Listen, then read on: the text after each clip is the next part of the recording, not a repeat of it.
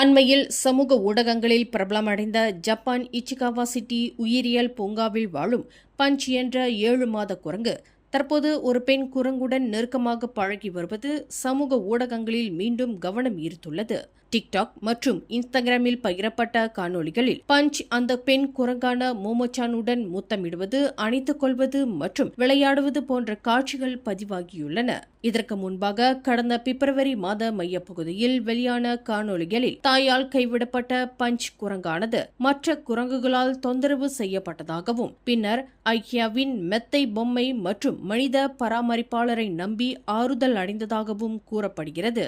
ஆனால் தற்போது மோமோச்சானுடன் பஞ்சின் நெருக்கமான உறவு இணையவாசிகளை நிம்மதியடைய செய்துள்ளது.